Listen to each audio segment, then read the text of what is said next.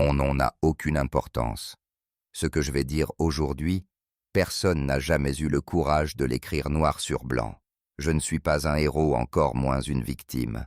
Je suis un assassin, un sicario du cartel de Tijuana. Pendant des années, j'ai répandu le sang dans les rues de ma ville, convaincu que j'étais invincible, que mon nom allait inspirer la peur et le respect. Mais chaque balle tirée, chaque cadavre laissé derrière moi, a creusé un vide que je n'ai jamais pu combler.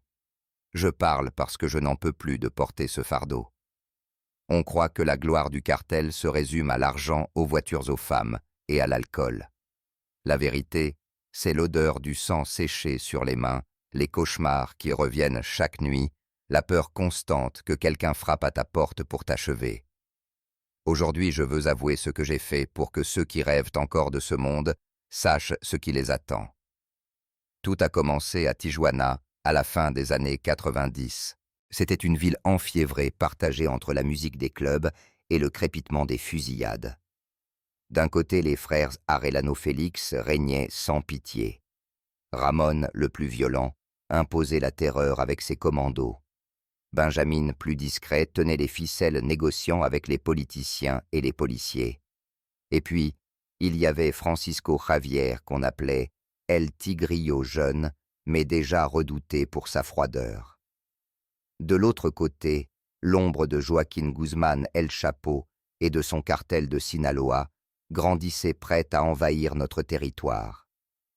La ville elle-même portait les stigmates de cette guerre silencieuse.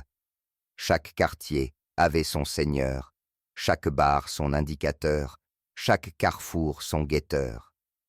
Les habitants vivaient entre deux mondes, la façade des marchés animés des enfants jouant dans les ruelles, et le sous-sol invisible, fait de maisons de sécurité, de convois blindés et de cadavres abandonnés au bord des routes.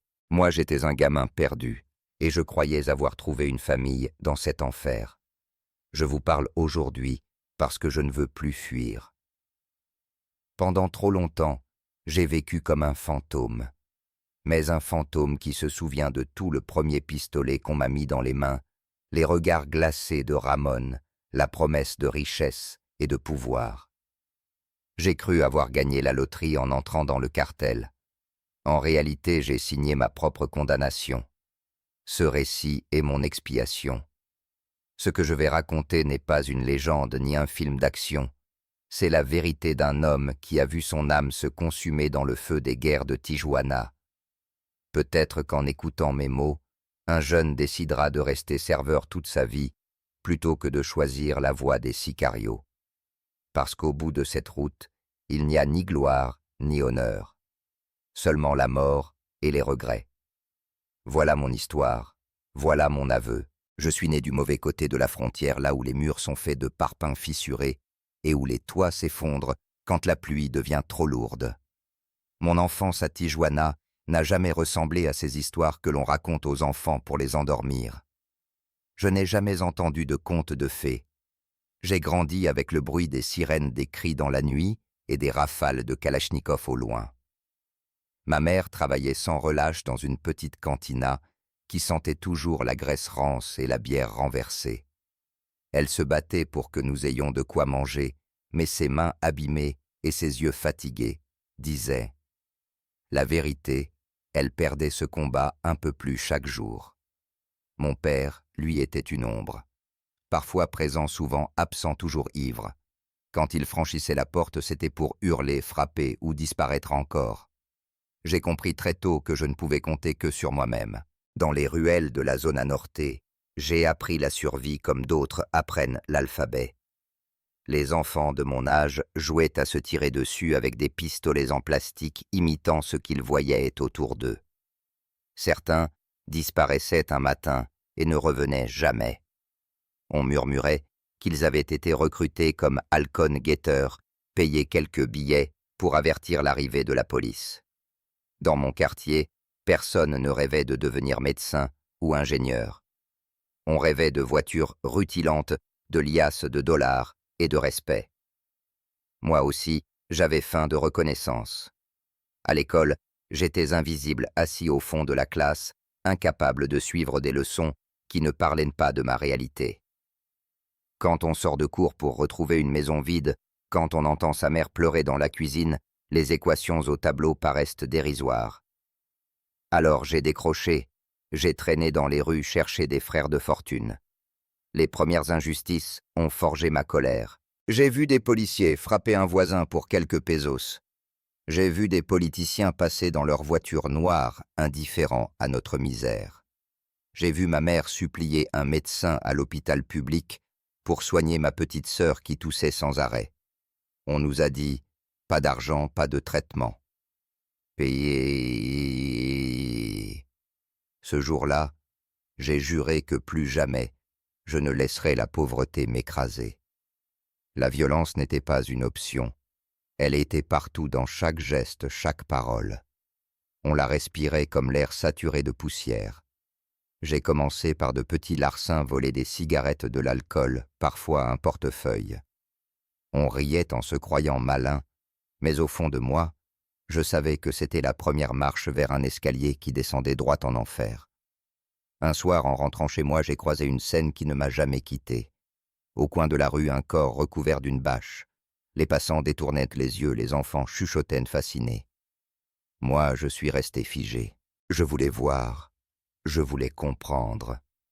Sous le plastique, j'ai aperçu une main encore crispée autour d'un pistolet. Ce n'était pas un film, c'était ma réalité. Et au lieu de me repousser, ce spectacle m'a captivé. Je n'étais encore qu'un adolescent, mais je sentais que ma route était déjà tracée. La misère m'avait préparé, l'injustice m'avait endurci, la colère m'avait aveuglé. Il ne manquait qu'une étincelle pour transformer ce gamin invisible en soldat du cartel. Cette étincelle allait bientôt arriver, et elle allait tout changer. Je me souviens encore de la nuit où ma vie a basculé. J'avais 19 ans, et je travaillais comme serveur dans un bar de la Coahuila, un de ces lieux où la musique est trop forte pour couvrir le bruit des billets froissés et où les regards se croisent avec méfiance. Mon salaire était misérable, à peine assez pour payer le loyer d'une chambre humide et nourrir ma mère et ma sœur. Pourtant, chaque soir, je voyais défiler des hommes qui dépensaient en 1 heure ce que je gagnais en 1 mois. Ils arrivaient dans des suburbanes blindés, escortés par des silhouettes armées, et claquaient des liasses de dollars comme d'autres jettent des serviettes. Cette nuit-là, l'un d'eux m'a fait signe. Il s'appelait Ismael Higuera Guerrero, mais tout le monde le connaissait sous le surnom de El Mayel. C'était l'un des lieutenants les plus proches de Ramón Arellano Félix. Sa réputation suffisait à glacer le sang loyal, brutal, implacable. Quand il m'a regardé, j'ai senti mon estomac se nouer. Il comptait des billets de 100, un sourire narquois aux lèvres. « Tu veux passer ta vie à nettoyer des tables Chamaco ou tu veux devenir quelqu'un ?» Je savais qui il était. Toute Tijuana savait qui il servait.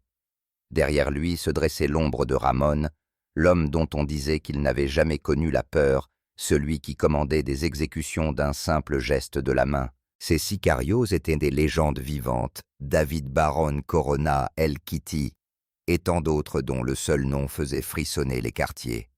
Je n'ai pas répondu tout de suite. Mon cœur battait à tout rompre. L'argent me faisait rêver, mais la perspective d'entrer dans ce monde me terrifiait. Pourtant, quand El Mayel a sorti de sa veste un revolver nickelé, un 38 spécial, et l'a posé sur la table, j'ai compris qu'il n'attendait pas un refus. « Apprends d'abord à manier ça, après on verra si tu as les tripes. » C'était une invitation autant qu'un avertissement. Derrière son sourire, je percevais l'ordre déguisé, accepter ou disparaître. J'ai hoché la tête, incapable de trouver les mots. Le lendemain, 2 hommes m'ont conduit à une maison dans le quartier de la Mesa. De l'extérieur, c'était une bâtisse banale, mais à l'intérieur, un véritable arsenal fusil, AK-47, AR-15, grenades, gilets, pare-balles. Dans la cour des cibles improvisées, attendaient les recrues. J'avais franchi le seuil d'un autre monde. Les premiers jours ont été une torture. Réveil à l'aube, course dans les collines, entraînement au tir, jusqu'à ce que mes épaules soient en feu. On nous apprenait à démonter et remonter une arme les yeux fermés à vérifier une voiture pour des explosifs à observer sans être vu. L'un des instructeurs répétait « Vous n'êtes pas des soldats. Les soldats ont des règles. Vous n'en avez aucune. » Chaque soir, je m'endormais épuisé, mais incapable de trouver le sommeil. J'entendais les cris des hommes torturés dans les histoires qu'on nous racontait. Je voyais des visages imaginaires dans le noir. Pourtant, une part de moi se sentait enfin vue. Pour la première fois de ma vie, quelqu'un m'avait donné une arme, une mission, une place. 2 semaines plus tard, j'ai rencontré celui qu'on appelait El Commandante, Ramón Arellano Félix. Il est arrivé dans un Porsche rouge, vêtu d'un costume élégant, une chaîne en or brillante au soleil. Il n'était pas grand, mais il imposait le respect par une froideur presque inhumaine. Ses yeux d'acier semblaient décider de ta valeur en un seul regard. « Tu es le nouveau ?» a-t-il demandé. « Oui, commandante. »« N'oublie jamais pourquoi tu es ici, une guerre s'annonce. Ceux qui me trahissent meurent et leurs familles aussi. » Sa voix résonne encore dans ma mémoire. Ce jour-là, je n'étais plus un serveur anonyme. J'étais devenu une pièce d'échiquier dans une guerre qui allait embraser tout le nord du Mexique. On dit souvent que les mafias ont leurs rituels secrets, leurs cérémonies d'allégeance comme des ordres religieux. Ce que j'ai vécu à Tijuana n'avait rien de spirituel, mais c'était bel et bien une initiation, une frontière invisible que je franchissais sans retour possible. Mon baptême a commencé un soir de décembre. El Mayel m'avait convoqué à la maison de sécurité. Quand je suis entré, l'air sentait la poudre et l'alcool. Une dizaine d'hommes étaient assis autour d'une table couverte de bouteilles et d'armes. Au centre, Ramón Arellano lui-même, l'air plus félin que jamais, jouait avec un pistolet comme avec un jouet. Je tremblais intérieurement, mais je me suis forcé à paraître calme. « Tu veux être des nôtres » a-t-il lancé. J'ai hoché la tête. Il a posé une photo sur la table. Un homme, un petit trafiquant accusé d'avoir vendu pour Sinaloa dans nos quartiers. Alors prouve-le. La mission était simple en apparence, le suivre, l'exécuter et revenir sans poser de questions. On m'a remis un pistolet .38, le même que j'avais déjà tenu, mais cette fois chargé. Mon estomac se tordait. Tout mon corps criait de fuir, mais mes pieds avançaient comme s'ils étaient enchaînés à un destin plus fort que moi. L'homme sortait d'un restaurant quand je l'ai approché. Mon cœur battait si fort que j'entendais à peine les bruits de la rue.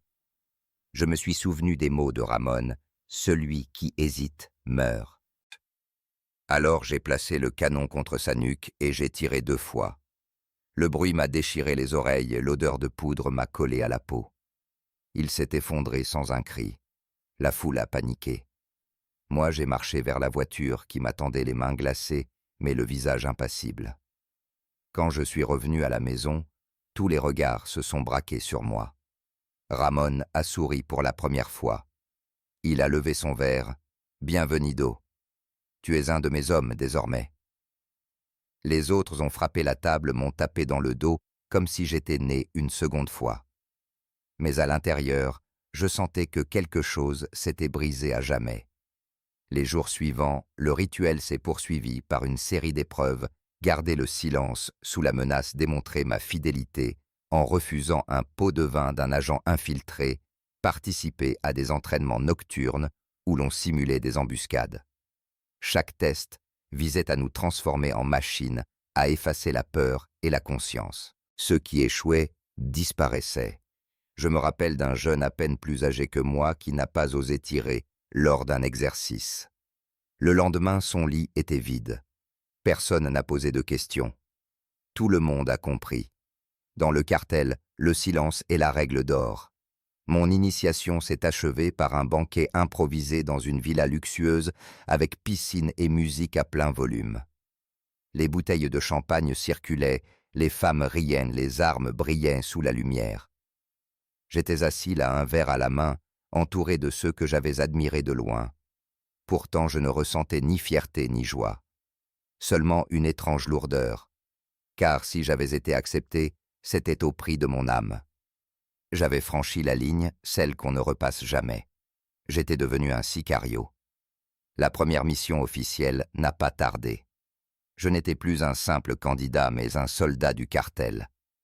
Mon baptême de feu m'avait déjà marqué à jamais, pourtant ce n'était qu'un avant-goût.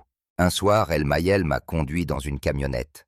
Nous étions 4, tous armés serrés dans le silence oppressant. Dans sa main, il tenait une photo froissée, un certain El Perico, distributeur de cristal pour les hommes de Sinaloa. Il riait encore sur l'image, mais nous savions que bientôt son sourire s'éteindrait. « Toi, tu vas t'en charger », m'a dit El Mayel, en me tendant un pistolet chargé. Je n'ai rien répondu. Je savais que refuser, c'était signer mon arrêt de mort. Nous l'avons trouvé dans un restaurant de fruits de mer. La salle résonnait de conversations joyeuses, de bruits de verre et de musique. J'ai avancé entre les tables comme un client ordinaire, le cœur sur le point d'exploser. Quand je suis arrivé derrière lui, j'ai murmuré « de la part de Ramon ». Et j'ai tiré 2 fois dans sa nuque. Le chaos a éclaté instantanément. Des cris des gens renversant leurs assiettes pour courir vers la sortie des serveurs paralysés de peur. Moi, je me suis retourné et j'ai marché vers la porte. Chaque pas me semblait irréel, comme si je traversais un cauchemar éveillé. Dans la camionnette, El Mayel m'a tapé sur l'épaule. « Bien joué, Chamaco. Maintenant, tu es vraiment des nôtres. » Cette nuit-là, je n'ai pas dormi. Chaque fois que je fermais les yeux, je revoyais le visage du Perico figé dans la surprise. Je pensais que le remords me briserait, mais au matin, quand Ramon m'a félicité personnellement et doublé ma paie, le poids de la culpabilité s'est dissipé sous l'odeur des billets. Puis vinrent les fusillades. La première, je l'ai vécue en février 1998. Nous roulions en convoi dans la zone à Rio, 3 suburbanes noires. Tout semblait calme, jusqu'à ce qu'un barrage improvisé surgisse. 5 véhicules de Sinaloa nous attendaient de moteurs rugissants, armes pointées. Le silence d'une fraction de seconde a explosé en enfer de balles et de verres brisés. Je conduisais, mais mes mains tremblaient tellement que je peinais à garder le volant. À mes côtés, El Mayel hurlait en tirant avec son AK-47. À l'arrière, un jeune de mon âge, El Flaco, a reçu une balle en pleine tête. Son sang a éclaboussé mon visage. J'ai continué à rouler aveuglé par l'odeur métallique, persuadé que je mourrais dans la minute. Quand tous ces tus 6 corps gisaient sur l'asphalte. La presse a parlé de confrontation entre groupes rivaux. Mais pour nous, c'était la guerre déclarée. Ramon a juré que chaque mort de notre camp serait vengé par 5 de l'ennemi. Dès lors, les missions se sont multipliées, exécutions ciblées, enlèvements incendies de planques ennemies. J'ai appris à me déplacer sans bruit, à frapper vite et disparaître. Chaque ordre exécuté consolidait ma place dans le cartel. Les anciens me regardaient désormais comme un frère d'armes. Mais derrière les félicitations et l'argent, un poison s'installait en moi. J'avais cru qu'après la première mort, le pire serait passé. La vérité, c'est que chaque mission enfonçait un peu plus le couteau dans ma conscience. Le sang séchait sur mes mains, mais pas dans ma mémoire. Je commençais pourtant à m'habituer. Le bruit des rafales devenait familier, l'odeur de la poudre rassurante. Les nuits sans sommeil s'effaçaient dans l'alcool et la cocaïne. Peu à peu, la peur s'est transformée en routine. Je n'étais plus le garçon qui tremblait devant un revolver. J'étais devenu un sicario, façonné par la guerre fière et perdu à la fois. À Tijuana, le temps passait à la vitesse d'une rafale. En quelques mois, j'étais passé du rôle d'apprenti tremblant à celui d'un homme de confiance. Mon nom circulait dans les maisons de sécurité. On disait « celui-là n'hésite pas ». C'était la qualité la plus précieuse pour Ramon. Avec chaque mission réussie, ma place grandissait. Je n'étais plus le gamin de la cantina. J'étais désormais invité aux réunions où se décidaient les frappes contre Sinaloa. J'apprenais à lire les cartes accrochées au mur du bureau de Ramon, couvertes de punaises rouges et bleues, symbolisant la frontière mouvante entre nos territoires et ceux de l'ennemi. L'argent coulait à flot. Chaque semaine, on me remettait des enveloppes épaisses. J'ai acheté une voiture d'occasion d'abord, puis un pick-up flambant neuf. J'ai loué un appartement avec vue sur la mer, rempli de meubles importés et de bouteilles de whisky jamais ouvertes. Les voisins me regardaient avec admiration, certains avec crainte. Je m'habillais de chemises italiennes, de chaussures en cuir. Moi qui avais grandi pieds nus dans la poussière, je marchais désormais sur du marbre. Les soirées du cartel étaient un théâtre de démesure. Villas somptueuses, piscines illuminées, femmes aux robes étincelantes, musique assourdissante. On buvait du champagne comme de l'eau, on faisait venir des groupes entiers de mariachis pour célébrer une embuscade réussie. Dans ces fêtes, je croisais des politiciens locaux, des policiers en uniforme tous à l'aise parmi nous. Je découvrais que le cartel n'était pas seulement une armée clandestine, c'était un empire dont les racines s'étendaient jusque dans les institutions censées nous combattre. Pourtant, derrière l'opulence, la tension ne cessait de croître. Ramon était le glaive toujours prêt à frapper. Benjamin lui jouait l'architecte négociant avec les puissants, s'assurant que les routes vers les États-Unis restaient ouvertes. Quant à Francisco Javier El Tigrillo, il contrôlait le narcomenudeo, la distribution locale, et faisait régner la peur par des châtiments exemplaires. Je les voyais comme les trois visages d'un même monstre, la force brute, l'intelligence froide et la cruauté méthodique. Mon rôle évoluait rapidement. On me confiait des équipes entières, des convoyeurs, des guetteurs, des sicarios plus jeunes. Je devenais un commandant de terrain chargé de planifier des attaques, de coordonner des enlèvements, de sécuriser des cargaisons. Pour la première fois, j'avais l'impression de contrôler quelque chose. Le pouvoir enivrait plus que l'argent. Mais ce pouvoir avait un prix. Chaque décision que je prenais coûtait une vie. Quand j'ordonnais à un jeune de tirer, je savais que ses cauchemars ressembleraient aux miens. Quand j'envoyais des hommes surveiller une planque ennemie, certains ne revenaient jamais, et chaque mort s'ajoutait à la chaîne invisible que je portais autour du cou. Les journaux titraient « Guerre sanglante à Tijuana ». Les habitants vivaient dans la peur. Moi, j'y voyais la preuve que nous étions maîtres de la ville. Les rues baignées de sang devenaient notre royaume. Je roulais la nuit dans mon pick-up musique à fond arme sur la banquette arrière, persuadé d'être intouchable. Pourtant, dans le silence des premières heures du matin, quand l'alcool s'évaporait, je sentais les fissures se creuser. Le luxe ne suffisait pas à effacer les regards vides des morts. Et chaque fois que je croisais le regard froid de Ramon, je comprenais que je n'étais pas son frère, seulement un pion prêt à être sacrifié. On croit souvent que la vie à l'intérieur d'un cartel n'est qu'une succession de fêtes et de billets qui s'empilent. La vérité, c'est un univers où la loyauté se mesure à coups de sang et où le silence est une loi sacrée. À l'intérieur, chaque jour ressemblait à une partie de roulette russe, tu pouvais rire le soir et finir exécuté le matin. Le premier code était simple, ne jamais parler. Pas aux policiers, pas à ta famille, pas même à tes amis d'enfance. Les secrets appartenaient au cartel, et celui qui osait les partager se condamnait lui-même. J'ai vu des hommes braves implorer pitié accusés de bavardage.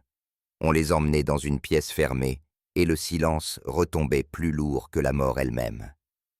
Le deuxième code, obéir sans discuter. Quand Ramon donnait un ordre, personne n'osait lever un sourcil. Sa voix suffisait à glacer une salle entière. Même Benjamin, plus calme, savait manier l'autorité, avec une subtilité redoutable, un regard suffisant pour faire comprendre que tu avais franchi une limite. Quant à El Tigrillo, il inspirait une peur différente, glaciale. Il ne criait pas, il ne frappait pas.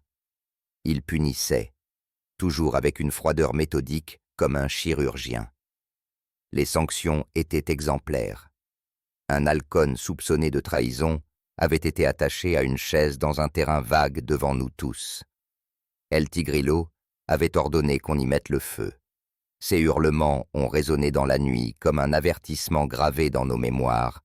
Trahir, c'était brûler vivant. À côté de cette terreur quotidienne, il y avait les moments de luxe. Des fêtes extravagantes où la cocaïne circulait sur des plateaux d'argent, où les mariachis jouaient jusqu'à l'aube. Les piscines débordaient de champagne, les tables croulaient, sous des montagnes de billets. On riait, on dansait, on croyait défier la mort. Mais derrière chaque éclat de rire se cachait la certitude que le lendemain pouvait être le dernier. Dans ces soirées, je voyais la double face du cartel, d'un côté des policiers en uniforme, buvant et trinquant avec nous, comme s'ils étaient des invités d'honneur. De l'autre des sicarios qui surveillaient l'entrée arme à la main, prêts à abattre le moindre intrus. Ce contraste révélait la vérité crue. Notre pouvoir ne reposait pas seulement sur les balles, mais sur les complicités que nous achetions au prix fort. La méfiance, elle ne quittait jamais nos épaules. Nous vivions entourés de frères d'armes, mais chacun se demandait lequel finirait par vendre les autres. Les rumeurs circulaient plus vite que les balles. Une telle serait un infiltré, tel autre travaillerait en secret pour Sinaloa. On dormait peu, l'arme toujours sous l'oreiller. Dans nos regards, il n'y avait plus de confiance, seulement une vigilance animale. Moi-même, j'avais appris à sourire à ceux que je soupçonnais. La paranoïa devenait une seconde peau. Les liens d'amitié se transformaient en chaînes de peur. Quand un compagnon disparaissait du jour au lendemain, personne ne posait de questions. On se contentait de détourner le regard et d'avaler sa propre angoisse. C'était ça la vie dans le cartel, un mélange de richesse obscène, de violence implacable et de solitude absolue. Nous étions des rois sans couronne, prisonniers d'un empire construit sur la peur. Et plus j'avançais, plus je comprenais que la ligne de partage entre victimes et bourreaux se brouillait. Nous étions les deux à la fois. Avec le temps, j'ai découvert que la guerre que nous menions dans les rues de Tijuana n'était qu'une façade. Derrière les balles et les embuscades se cachait un échiquier plus vaste, un jeu où nous n'étions que des pions. Le premier choc fut l'affaire de Guadalajara. On nous avait dit « Ce soir, on frappe El Chapo ». L'ordre venait d'en haut validé par Ramon lui-même. Nous étions 8 divisés en 2 équipes, postées près de l'aéroport. L'adrénaline me consumait. Nous allions tuer l'homme le plus recherché du pays, mettre fin à la guerre d'un seul coup.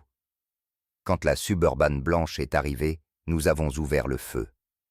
Le chaos s'est abattu sur le terminal civil, hurlant voitures incendiées, vitrées éclatées. Mais au milieu des corps, ce n'était pas El Chapo que nous avions abattu. C'était un cardinal Juan Jesus Posadas Ocampo. Cette erreur a fait trembler tout le Mexique. La presse, l'Église, le gouvernement, tout le monde exigeait vengeance et justice. Ramon brisait des bouteilles contre les murs, hurlant que nous avions été trahis. Était-ce vraiment une erreur? Ou quelqu'un avait-il soufflé de fausses informations pour nous piéger? Je ne l'ai jamais su. Mais j'ai compris que nos ennemis n'étaient pas seulement les hommes de Sinaloa. À partir de ce jour, les militaires envahirent Tijuana. Des checkpoints au carrefour, des hélicoptères dans le ciel, des descentes dans nos planques. Pourtant, malgré cette chasse acharnée, nous savions que nous n'étions jamais totalement seuls. Certains officiers fermèrent les yeux en échange de liasses épaisses. Des politiciens nous invitaient discrètement dans leurs villas, exigeant des faveurs en échange de leur silence. C'est alors que j'ai vu le vrai visage du cartel. Les Arellano Félix n'étaient pas seulement des criminels, ils étaient des partenaires invisibles d'une élite qui se nourrissait de notre violence. Des hommes en costume assis dans des bureaux climatisés tiraient un profit du sang versé dans les ruelles. Nous étions l'armée de l'ombre, eux récoltaient les bénéfices. Lors d'une réunion, j'ai assisté à une scène qui m'a marqué. Un député local, verre de whisky à la main, riait aux éclats avec Benjamin. « Tant que l'argent circule, disait-il, nous sommes tous gagnants. » Et c'est... mais... Cette phrase m'a glacé. Nous pensions mourir pour défendre un territoire, mais en réalité, nous n'étions que les gardes du corps d'intérêts bien plus grands. Je me suis demandé combien de morts il faudrait encore pour que ces hommes d'affaires puissent signer leur contrat, combien de familles brisées pour qu'un politicien finance sa campagne. Nous n'étions pas les maîtres de la ville, seulement les exécutants d'un système qui se servait de nous comme de fusibles. Cette révélation a planté une graine d'amertume en moi. J'avais accepté le sang pour nourrir ma famille et pour sortir de la misère. Mais comprendre que tout cela n'était qu'un marché invisible entre criminels et puissants m'a laissé un goût de cendre. Pourtant, je n'ai rien dit. Comment l'aurais-je pu? Dans ce monde, ouvrir les yeux est déjà dangereux. Les refermer, c'était survivre. Alors j'ai continué à obéir, à tirer, à me taire. Mais au fond de moi, je savais désormais que ma vie n'appartenait plus ni à Ramon, ni au cartel, ni même à moi. Elle appartenait à ceux qui manipulaient les fils, ceux que personne ne voyait, ceux qu'on n'oserait jamais nommer. La chute ne survient jamais d'un seul coup. Elle commence par de petites fissures, des murmures dans les couloirs, des regards méfiants. Mais quand elle s'abat, c'est comme une avalanche, rien ne peut l'arrêter. En février 2002, le ciel de Mazatlan s'est assombri pour nous tous. Ce jour-là, Ramon Arellano Félix, l'homme que nous pensions immortel, est tombé sous les balles de la police. La nouvelle s'est répandue comme une traînée de poudre. Dans chaque maison de sécurité, on murmurait la même phrase « El commandante est mort ». Je me souviens de la stupeur glaciale qui m'a traversé. Ramon n'était pas seulement notre chef, il était l'incarnation de notre pouvoir. Sans lui, nous étions des orphelins perdus dans une guerre trop grande. Benjamin a pris les rênes, mais la dynamique avait changé. Plus prudent, plus calculateur, il tentait de maintenir l'empire debout, mais la peur avait déjà contaminé nos rangs. Certains sicarios ont fui, d'autres ont trahi pour sauver leur peau. Nos planques étaient découvertes une à une, nos convois interceptés. Chaque mission ressemblait davantage à une tentative désespérée qu'à une démonstration de force. Puis, 2002, encore quelques semaines après la mort de Ramon, Benjamin fut arrêté à Puebla, trahi par ses propres contacts. J'étais dans une maison voisine quand l'opération a eu lieu. Des sirènes partout, des hommes masqués enfonçant les portes des cris.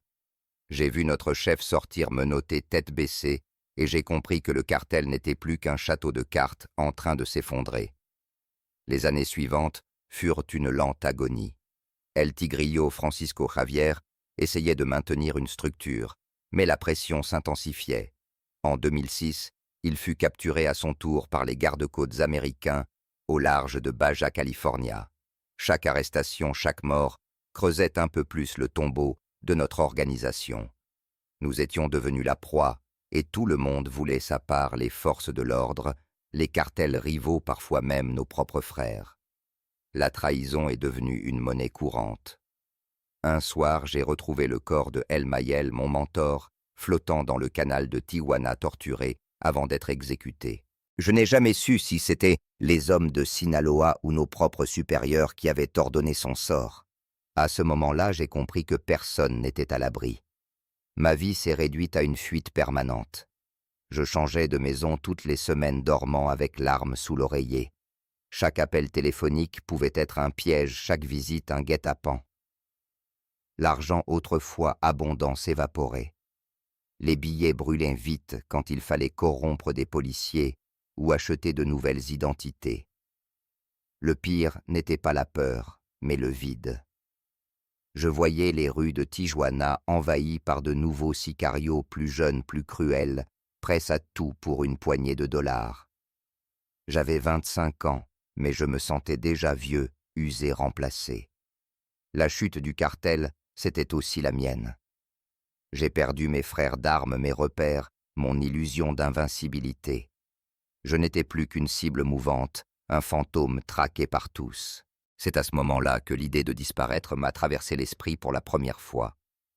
Quitter Tijuana, fuir le nord, devenir quelqu'un d'autre. Mais comment échapper à un passé aussi lourd? Comment se libérer d'un nom gravé dans le sang et la peur? La vérité, c'est que la chute n'était pas seulement celle du cartel. C'était la mienne, inexorable, silencieuse, comme une corde qui se resserre autour du cou. Aujourd'hui, je parle parce que je n'ai plus rien à perdre. J'ai passé des années à me cacher derrière de faux noms, à dormir dans des maisons sans fenêtres, à changer de ville comme on change de chemise. Mais on ne fuit jamais son passé. Les visages des morts reviennent toujours, Et la conscience ne s'achète pas même avec des millions. Je me souviens du jour où j'ai décidé de rompre le silence. C'était un matin gris quelque part dans le sud du Mexique. J'avais déjà abandonné les armes, mais les cauchemars me dévoraient. Chaque nuit, je revoyais le Perico, l'homme du restaurant, les guetteurs exécuter les innocents pris dans nos rafales. Je me réveillais en sueur avec l'impression que leurs mains glacées s'accrochaient à ma gorge. Alors j'ai compris qu'il fallait parler non pour sauver ma vie, mais pour sauver ce qu'il restait de mon âme. Quand j'ai commencé à raconter mon histoire aux autorités, je savais que j'entrais dans un autre enfer. Devenir témoin protégé, c'était accepter de perdre mon identité, de vivre sous une autre peau. Mais c'était aussi la seule manière de donner un sens à tant d'années de sang. J'ai décrit les cachettes, les cargaisons, les alliances secrètes. J'ai raconté ce que j'avais vu de mes propres yeux, les politiciens qui levaient leur verre à nos victoires, les policiers qui nous escortaient, les familles détruites par nos guerres. On m'a souvent demandé si je regrettais. La vérité est plus complexe. Le regret ne ressuscite personne. Il ne change pas les balles tirées, ni les corps enterrés dans la poussière. Le regret est une prison où l'on tourne en rond, incapable d'effacer ses propres crimes. Oui, je regrette. Mais mes regrets ne sont rien comparés aux larmes des mères qui n'ont jamais retrouvé leurs enfants. Alors que reste-t-il d'un homme comme moi? Un témoin, un survivant, ou simplement une ombre qui cherche à se faire pardonner? Je ne crois pas au pardon. Je crois seulement à la vérité. Dire ce que j'ai fait, dire ce que nous avons été pour que ceux qui écoutent comprennent. Comprennent que le cartel ne donne jamais rien gratuitement. Il prend ton sommeil, ta famille, ton avenir, et il ne laisse que des ruines derrière toi. J'ai longtemps cru que le pouvoir me rendrait libre, mais le pouvoir du cartel n'était qu'une illusion. En réalité, nous étions enchaînés à une machine plus grande que nous, une machine qui nous dévorait. Les vrais patrons, ceux qui contrôlaient l'argent, la politique, les routes de la drogue, restaient invisibles. Nous n'étions que les chiens de garde de leur empire. Si j'ouvre ma bouche aujourd'hui, ce n'est pas pour me glorifier, ni pour chercher la compassion. C'est pour qu'un seul gamin, quelque part, entende mes mots et choisisse une autre voie, qu'il préfère rester pauvre mais vivant, plutôt que de se jeter dans les bras d'un cartel qui finira par le dévorer. Parce qu'au bout du chemin, il n'y a ni gloire ni respect. Il n'y a que la mort, la prison, ou l'ombre d'une vie détruite. Et la certitude terrible que même si tu changes de nom, de maison, de visage, tu ne changeras jamais ce que tu as fait. Alors, voilà ma vérité, mon ultime confession, les vrais patrons, ceux qui tirent les ficelles, ne portent pas de fusil. Ils ne se salissent pas les mains. Ils restent tapis dans l'ombre invisible. Et nous n'avons été que leurs marionnettes.